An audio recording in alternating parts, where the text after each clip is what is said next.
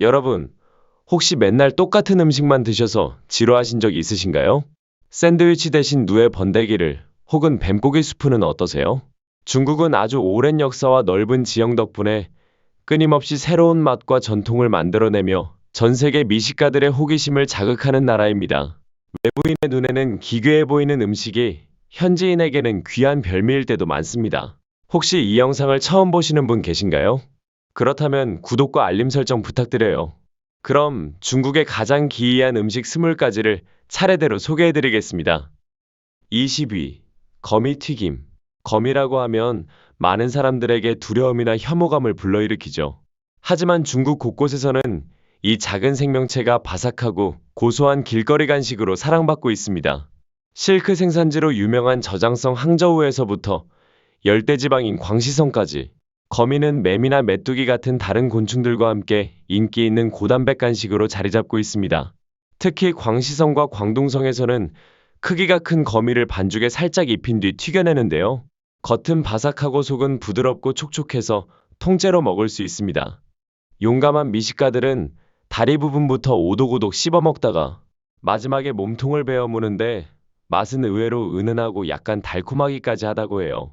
산둥성과 저장성 같은 동부 지역에서는 작은 거미를 소금과 후추로 간만해서 볶아 먹기도 합니다. 특히 시원한 맥주와 함께 먹으면 그 쫄깃한 식감이 잘 어울린다고 하네요. 거미다리에는 살이 거의 없지만 배 부분에는 풍부한 맛이 응축되어 있어서 진짜 별미라고 할 수 있습니다. 사실 이런 곤충류는 단순한 호기심용이 아니라 단백질, 비타민, 미네랄이 풍부해 예전부터 중요한 생존 음식으로 자리 잡아왔습니다. 세대를 거쳐 중국인들의 식생활에 자연스럽게 포함되어 온 거죠. 그래서 오늘날에도 길거리 음식으로 쉽게 볼 수 있고 지역의 자부심이자 모험적인 미식 문화를 보여주는 대표적인 사례가 되었습니다. 결국 용기 내서 한 입만 베어 문다면 의외로 계속 먹고 싶어질지도 모릅니다. 19위. 진해튀김. 중국에서는 이런 벌레들이 단순히 해충으로만 여겨지지 않습니다. 단백질이 풍부한 식재료로 때로는 약재로도 사용돼 왔죠. 커다란 진해는 종종 꼬치에 꽂아 튀겨내거나 말려서 약재로 쓰입니다. 이는 중국 요리가 얼마나 곤충의 가능성을 다양하게 활용해 왔는지를 잘 보여줍니다. 길거리 음식으로는 진해, 꼬치튀김이 특히 흔합니다. 소금과 양념을 뿌려 기름에 바삭하게 튀기면 겉은 아주 단단하게 튀겨지고 속은 고소한 풍미를 냅니다. 맛 자체는 은근하지만 진해 특유의 식감이 굉장히 독특하고 만족스럽다고 해요.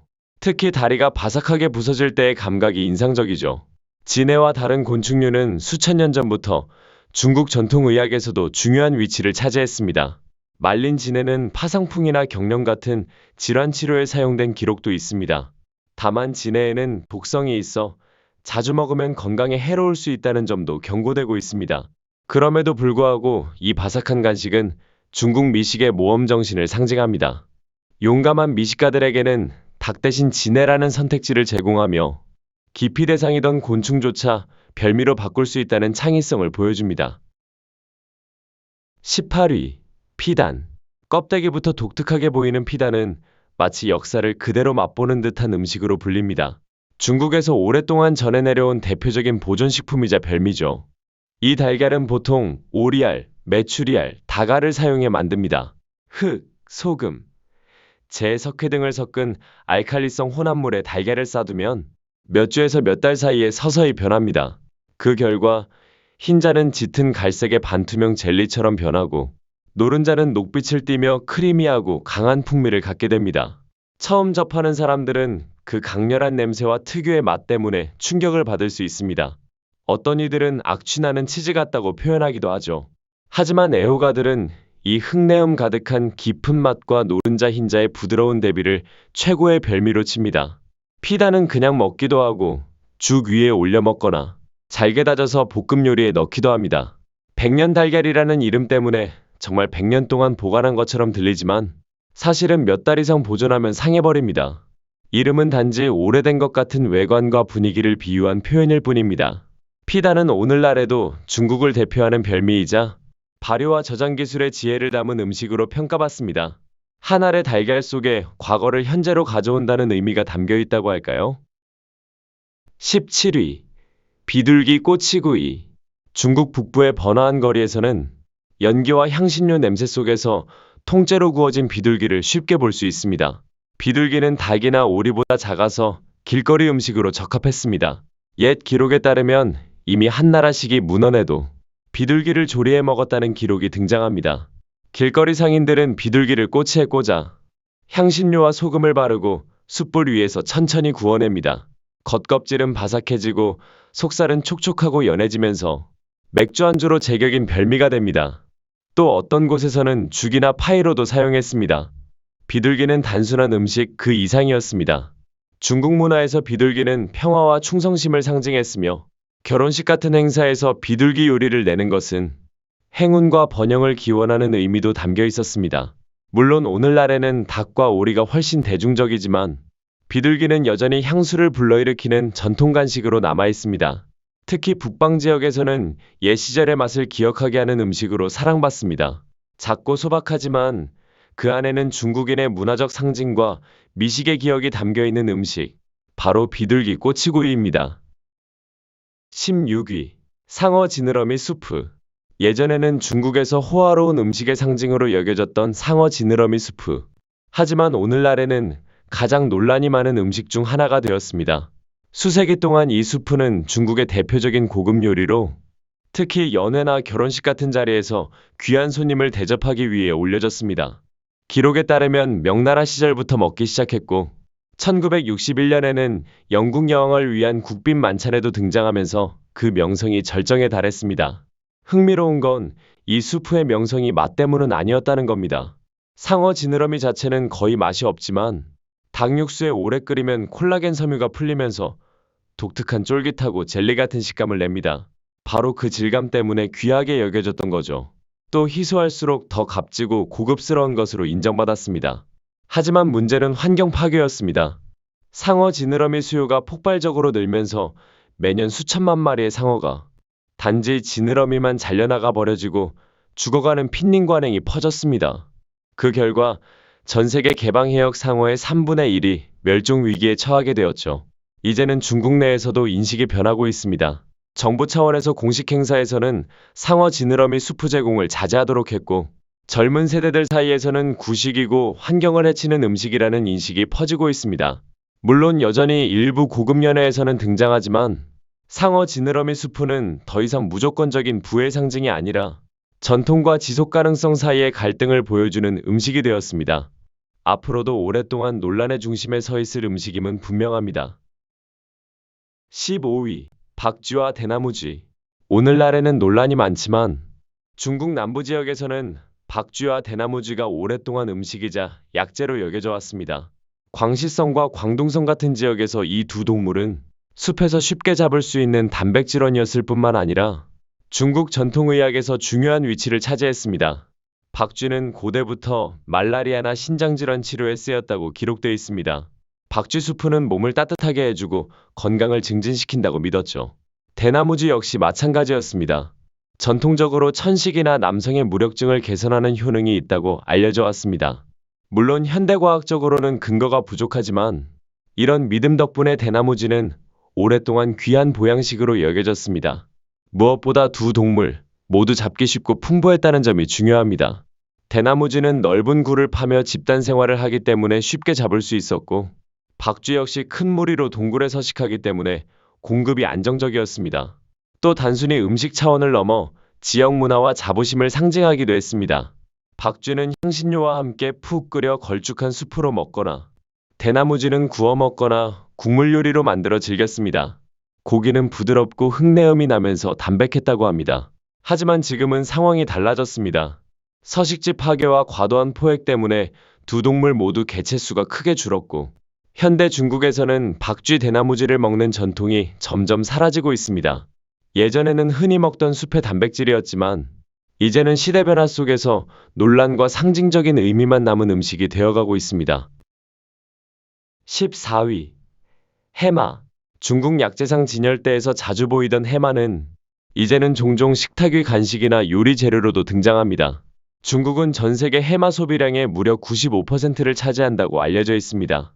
가장 흔한 형태는 말린 해마로 꼬치에 꽂아 튀겨내 길거리에서 파는 경우가 많습니다. 먹어본 사람들은 바삭한 감촉이 감자칩처럼 고소하다고 표현하기도 합니다. 해마는 단순한 호기심거리로만 소비되지 않습니다. 중국 전통의학에서는 오래전부터 해마가 정력 강화, 불임 개선, 천식 치료 등의 효능이 있다고 믿어왔습니다. 실제로 해마에 대한 기록은 명나라 시기 의서에도 등장할 정도입니다. 오늘날에도 해마는 합법적인 약재로 분류되어 있어 의약품 성분으로 가공 유통되기도 합니다. 하지만 문제는 야생 해마의 급격한 감소입니다. 과도한 포획과 연안 서식지 파괴로 개체수가 줄면서 이제는 멸종위기 생물로 분류되었죠. 그럼에도 불구하고 여전히 해마는 건강 보양식으로 인식되고 있어 중국 내 수요가 계속 이어지고 있습니다. 그 결과 해마는 단순한 음식이나 약재를 넘어 전통과 보존 사이의 갈등을 보여주는 대표적인 상징이 되었습니다. 바다의 신비로운 생물이자 문화적으로는 신화적인 존재였던 해마. 하지만 오늘날에는 해양 생태계 보존의 필요성을 일깨워주는 경고의 아이콘이기도 합니다. 13위. 누에번데기와 전갈. 외국인들에게는 기이하게 보일 수 있지만 누에번데기와 전갈은 중국 요리에서 수천 년 동안 꾸준히 먹어온 전통 음식입니다. 고고학적 기록에 따르면 이미 기원전 5000년 신석기 시대부터 중국인들은 누에번데기를 단백질 공급원으로 삼아왔다고 합니다. 농사가 잘 안 될 때는 더욱 귀중한 생존 음식이었죠. 번데기는 보통 삶거나 구워서 고소한 간식으로 즐겼습니다. 전갈 역시 긴 역사를 가지고 있습니다. 중국 전통의학 문헌에는 2000년 전부터 전갈이 저림, 종양, 피부 염증 치료에 쓰였다고 기록되어 있습니다. 오늘날에도 전갈은 항염 효과나 항암 성분이 있다고 믿는 사람들이 있습니다. 물론 실용적인 이유도 있었습니다. 누에 번데기와 전갈은 쉽게 구할 수 있는 동물성 단백질 공급원이었기 때문입니다. 가난한 시절, 이런 곤충류는 중요한 영양원이었습니다. 현대 중국에서도 이 둘은 여전히 길거리 음식의 대표주자입니다. 누에 번데기는 향신료와 함께 볶거나 튀겨내면 겉은 바삭하고 속은 고소하고 크리미한 맛을 냅니다. 전갈은 꼬치에 꽂아 튀기거나 구워서 먹는데 껍질은 바삭하고 속은 부드럽습니다. 서양인들 눈에는 섬뜩하게 보일지 몰라도 중국인들에게는 어린 시절의 추억을 불러오는 향수 어린 간식이기도 합니다. 즉, 단순히 별난 음식이 아니라 중국인의 역사 회복력 자연과의 연결을 상징하는 음식이라 할 수 있습니다. 12위. 돼지 뇌탕. 겉으로 보기엔 다소 충격적일 수 있지만 중국에서는 오래전부터 돼지의 뇌가 귀한 식재료로 사용되어 왔습니다. 뜨끈한 헛고에 넣어 먹기도 하고 걸쭉한 국물 요리에 곁들여 먹기도 하는데 한입 베어 물면 부드럽고 크리미한 질감이 입안 가득 퍼집니다. 마치 골수를 먹는 듯한 진한 풍미와 비슷하다고도 합니다. 돼지뇌를 먹는 전통은 2000년 전 한나라 시대로 거슬러 올라갑니다. 당시 사람들은 뇌수프가 기억력과 지능을 높여준다고 믿었고 그래서 장수와 학문적 능력을 기원하며 먹기도 했습니다. 특히 쓰촨성 청두 같은 음식의 도시에서는 매운 헛고 국물에 넣은 돼지뇌가 별미로 꼽혔습니다. 매운 향신료와 어우러지면 뇌 특유의 크리미함, 이 국물 맛을 더욱 깊게 만들어줍니다. 다만 오늘날에는 건강 문제로 논란이 있습니다. 돼지뇌는 콜레스테롤 함량이 매우 높고 신경질환과 관련된 위험성도 제기되어 일부 지역에서는 소비가 줄어들고 있습니다. 그럼에도 불구하고 여전히 많은 사람들에게는 어릴 적 향수와 전통의 맛으로 남아있는 음식입니다. 도전적인 미식가에게는 새로운 식감을 경험할 수 있는 특별한 음식이기도 하죠. 돼지 뇌탕은 단순한 음식 그 이상으로 중국 미식 문화가 지닌 호기심과 실험 정신을 상징한다고 할 수 있습니다. 11위. 오리혀. 중국 요리는 늘 기발한 재료와 숨은 별미를 찾아내는 것으로 유명합니다. 그 중에서도 독특한 음식으로 꼽히는 것이 바로 오리혀 요리입니다. 오리혀는 작고 가늘며 뼈와 살이 함께 붙어있는 부위입니다. 겉으로 보기엔 별것 아닌 듯하지만 중국에서는 오래전부터 별미로 사랑받아 왔습니다. 조리법은 다양합니다. 보통 간장, 쌀식초, 참기름, 향신료로 만든 양념장에 재운 뒤 튀겨서 겉은 바삭하고 속은 부드럽게 만듭니다. 이 과정에서 식감의 대비가 살아나면서 중국 요리 특유의 묘미를 느낄 수 있죠. 맛은 어떨까요? 경험자들은 오리혀를 가볍고 약간 사냥고기 같은 풍미에 고소한 견과류 향이 더해진 듯하다고 묘사합니다. 입안에 넣으면 부드럽게 씹히지만 혀에 있는 작은 뼈 때문에 먹는데 집중이 필요합니다. 그래서 오리혀를 먹는 건 단순한 식사가 아니라 새로운 미식 세계에 도전하는 과정처럼 느껴집니다. 오리혀 요리는 단순히 별난 재료를 사용하는 게 아니라 중국 요리의 창의성과 자원 활용 정신을 보여줍니다. 희귀하고 작은 부위마저도 섬세하게 조리해 충분히 즐길 수 있는 요리로 승화시킨 것이죠. 오늘날에는 중국 곳곳에서 쉽게 찾아볼 수 있으며 과거에는 일부 미식가들만 즐기던 특이한 별미가 이제는 대중적인 간식으로 자리 잡았습니다. 10위. 취두부. 중국 대도시의 번화가 골목길을 걷다 보면 사람들 발걸음을 멈추게 하는 강렬한 향이 있습니다. 바로 취두부. 이름 그대로 냄새나는 두부죠. 처음 맡으면 역하다고 느껴질 수 있지만 한번 맛을 보면 중독된다는 사람들이 많습니다. 취두부는 일반 두부를 만든 뒤 채소, 허브, 우유 등을 섞은 발효 소금물에 몇 달 동안 담가두어 만듭니다. 이 과정에서 단백질과 지방이 분해되면서 치즈 같은 강한 냄새가 나는 성분이 생깁니다. 마치 고르곤졸라 치즈처럼 냄새는 세지만 속살은 부드럽고 크리미합니다. 길거리에서는 보통 겉을 기름에 튀겨 바삭하게 만든 뒤 매콤달콤한 칠리 소스를 찍어 먹습니다. 냄새와는 달리 맛은 오히려 은은하고 고소하면서 감칠맛이 살아있어 많은 사람들이 즐깁니다. 중국인들에게 취두부는 단순한 간식이 아니라 향수의 맛입니다.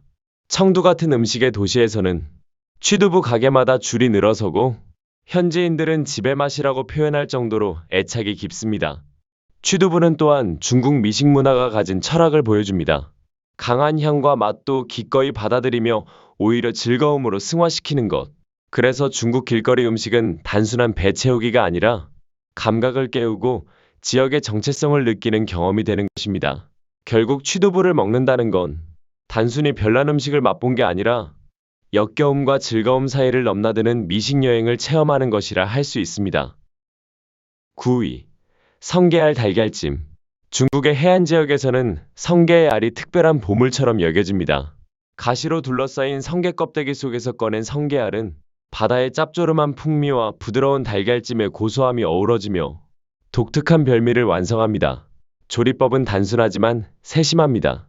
성게의 껍데기를 깨고 알을 꺼낸 뒤 속을 비운 껍데기에 달걀물을 붓고 함께 쪄냅니다. 위에는 잘게 썬 파를 올려 풍미를 더하죠. 이렇게 하면 성게의 바다 향이 달걀의 부드러움과 섞이며 은근히 고급스러운 맛을 냅니다. 겉은 바삭하지 않지만 안쪽은 크리미하고 고소하면서 짭짤한 해산물 향이 입안을 채웁니다. 중국 남부의 푸젠성과 광둥성에서는 특히 이 요리가 유명합니다. 현지 사람들은 성게알 달걀찜이 원기 회복, 신진대사 촉진, 정력 강화에 좋다고 믿어왔습니다. 또 바닷가 고향을 떠나 도시에서 사는 사람들에게는 이 음식이 어린 시절과 바다를 떠올리게 하는 향수 어린 맛이기도 합니다. 성게를 잡는 과정은 쉽지 않습니다. 잠수부들이 바다 깊은 곳으로 들어가 직접 성게를 채취해야 하는 위험한 작업이 필요하죠. 그렇기에 성게알 달걀찜은 단순한 음식이 아니라 자연의 선물과 인간의 수고가 어우러진 귀한 별미라 할 수 있습니다.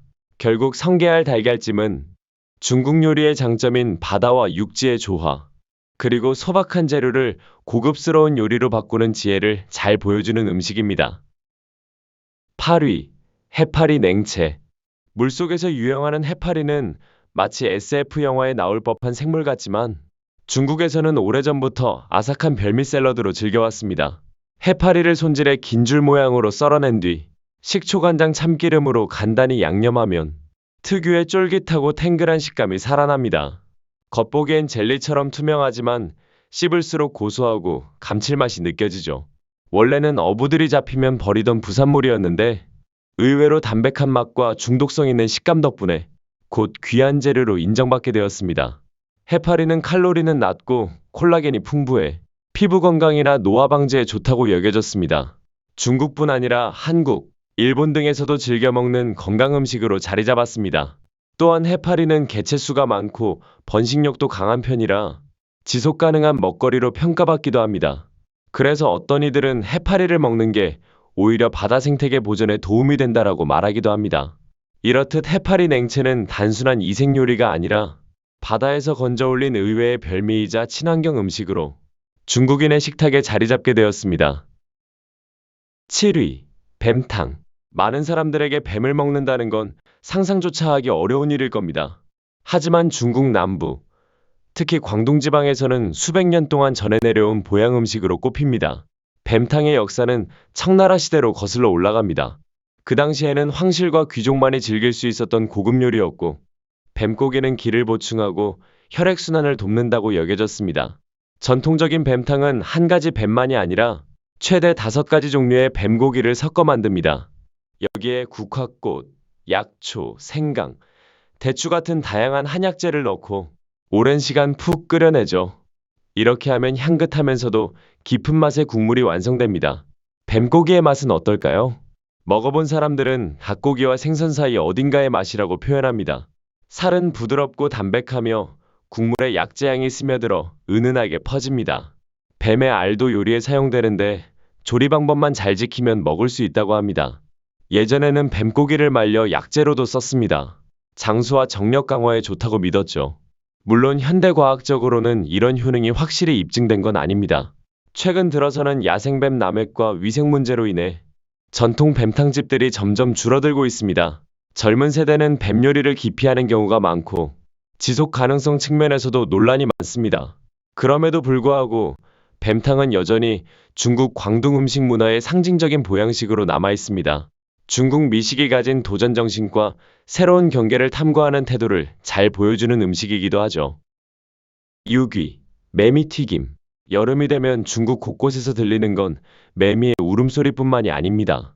바삭하게 튀겨진 매미를 파는 길거리 음식 노점상들도 등장하죠.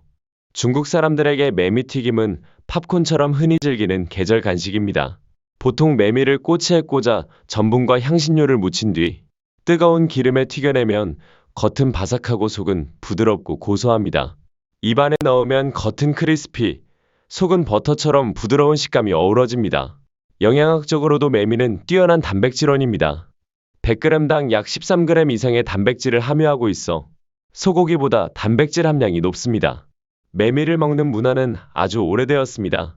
고대 문헌인 산해경에도 매미와 메뚜기를 먹었다는 기록이 있으며 한나라 시기에도 이미 별미로 자리 잡았다고 합니다. 매미는 단순히 맛 때문만이 아니라 상징성도 있습니다.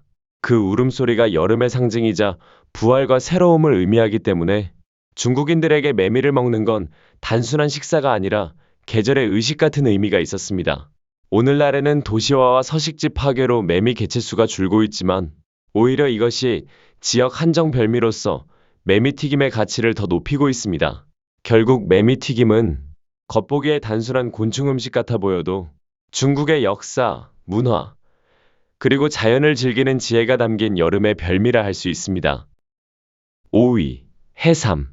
겉모습만 보면 전혀 매력적이지 않은 바다 생물이지만 중국에서는 수세기 동안 귀한 별미이자 약재로 사랑받아 왔습니다. 중국어로는 하이선이라고 부르며 주로 남중국해 전역에서 채취됩니다. 원래는 바위 틈에 숨어 사는 평범한 무척 추동물이지만 중국 문화 속에서는 황실 음식으로까지 격상된 존재입니다. 해삼이 이렇게 귀하게 된 이유는 먼저 그 희소성과 이국적인 이미지 때문입니다. 옛날에는 궁중에서만 먹을 수 있었고 손질 과정도 까다로워서 더욱 특별한 지위를 얻었죠.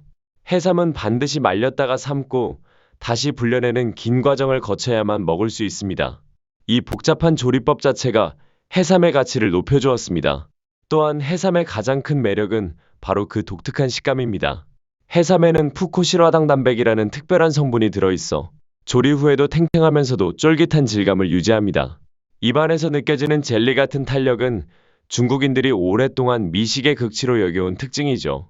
맛과 식감뿐 아니라 해삼은 전통 의학적 가치 때문에도 높게 평가됩니다.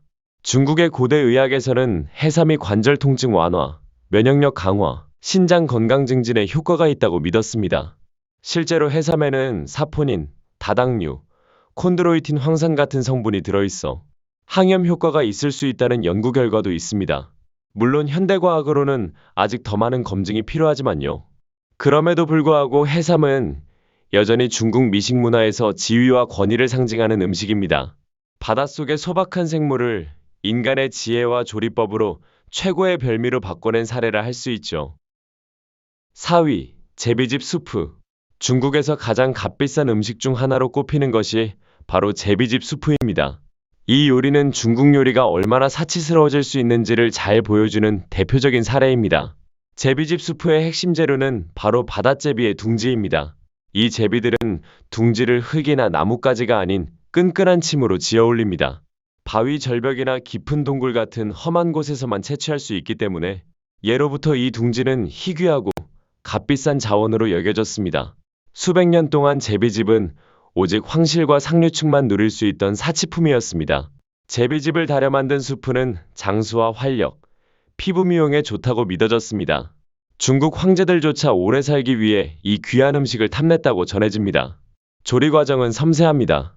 제비집을 닭 육수에 오랫동안 은근하게 끓이면 투명한 섬유질이 실처럼 풀어져 나오며 부드럽고 거의 크림 같은 질감이 생깁니다. 여기에 중국 햄이나 인삼 같은 고급 재료가 더해지면 진정한 황제의 보양식이 완성됩니다. 오늘날에도 제비집 수프는 여전히 초고가입니다. 450g에 400만 원 이상을 호가하기도 합니다. 이 엄청난 가격은 위험한 채취 과정, 공급의 희소성, 그리고 여전히 건강에 좋은 명품 보양식으로 여겨지는 문화적 지위 때문입니다. 결국 제비집 수프는 단순한 음식이 아니라 중국 미식 문화가 가진 세계적인 집착과 정교한 조리 기술, 그리고 자연의 작고 평범한 자원을 황제의 음식으로 바꿔낸 상징이라 할 수 있습니다. 3위. 하수구 기름. 중국에서는 모든 식용유가 슈퍼마켓에서 사는 정제유만 있는 게 아닙니다. 일부 지역에서는 하수구 기름이라 불리는 불법 재활용 기름이 유통되곤 합니다. 이 기름은 보통 음식점에서 사용한 튀김용 기름 찌꺼기, 배수구 기름, 도축장에서 나온 기름 찌꺼기 등을 모아 정제한 뒤 값싼 식용유로 둔갑해 다시 시장에 풀립니다. 물론 이는 불법이며 심각한 건강 위험을 초래합니다. 실제로 검사해보면 하수구 기름에는 발암물질인 다환 방향족 탄화수소 등이 검출되기도 합니다. 2010년 조사에서는 중국 전체 식용유의 약 10%가 하수구 기름이라는 충격적인 수치가 나오기도 했습니다. 길거리 음식 노점, 작은 식당, 학교 급식 등 관리가 느슨한 곳에서 이런 기름이 쓰이는 경우가 많습니다. 2011년에는 썩은 고기를 이 기름에 녹여 가짜 살코기 제품을 만들었다는 사건이 알려지며 중국 사회 전체가 큰 충격에 빠지기도 했습니다. 정부가 단속에 나서기도 하지만 워낙 소규모 불법 공장이 많고 값싼 기름에 대한 수요도 크다 보니 뿌리 뽑기가 쉽지 않습니다. 중국인들에게 하수구 기름은 단순한 불량식품이 아니라 현대사회의 식품 안전 문제와 제도의 허점을 상징하는 단어가 되었습니다. 2위. 고양이 고기. 세계 대부분 지역에서는 금기로 여겨지지만 중국 남부 일부 지방에서는 예로부터 고양이 고기를 먹는 전통이 있었습니다. 특히 광둥성과 광시성에서는 지금도 매년 약 400만 마리의 고양이가 소비된다고 추정됩니다. 겨울철에는 몸을 따뜻하게 해주는 양 에너지를 보강한다고 믿어 추운 계절 보양식으로 인기가 있었습니다. 조리 방식은 보통 탕이나 전골 형태로 국물에 고양이 고기를 넣어 오랜 시간 끓이면 부드러운 살코기와 진한 국물 맛을 즐길 수 있습니다. 하지만 이런 전통은 논란이 많습니다. 불교에서는 살생을 금하기 때문에 도축업자들이 고양이 고기를 토끼나 염소고기로 속여 파는 경우도 있었습니다. 또 현대 중국에서 고양이는 점점 반려동물로 자리 잡으면서 젊은 세대는 고양이 고기를 간한 낙후 옛 시대의 음식으로 여겨 꺼리는 경우가 많습니다. 정부 역시 동물보호법을 강화하며 고양이 고기 유통을 점점 억제하는 추세입니다. 그럼에도 불구하고 일부 농촌 지역에서는 여전히 어릴 적 먹던 겨울별미로 기억하는 사람들이 있고 지역 전통이나 노인들의 관습 때문에 계속 소비되는 경우도 있습니다. 결국 고양이 고기는 오늘날 중국 사회에서 전통과 현대적 가치관이 충돌하는 상징적인 음식이라 할 수 있습니다. 1위. 대왕조개. 중국의 수산시장에서 사람들의 시선을 단번에 사로잡는 것이 있습니다. 바로 대왕조개입니다. 어떤 개체는 무게가 90kg을 넘기도 하죠. 이 거대한 조개는 단단한 껍데기를 꼭 다물고 있어 살아있는 동안에는 잡기도 손질하기도 어렵습니다. 껍데기를 열 때 갑자기 물줄기를 뿜어내 사람들을 깜짝 놀라게 하기도 합니다. 작은 조개는 회로 즐길 수 있지만 큰 대왕 조개는 보통 얇게 점여서 볶거나 국물 요리로 만듭니다. 잘 조리하면 속살은 부드럽고 달콤한 바다향을 머금고 있으며 껍질 안쪽에 화려한 색을 띠는 외투막은 시각적으로도 화려한 별미가 됩니다. 예전에는 아시아 태평양 지역 산호초에 흔했지만 지나친 남획으로 개체수가 급격히 줄어들었습니다. 지금은 멸종위기 상태에 놓여 있어 자연에서의 미래가 불확실합니다. 그럼에도 불구하고 대왕조개는 여전히 중국 요리에서 바다의 경이로움과 인간의 미식 탐구가 만나는 지점을 상징합니다.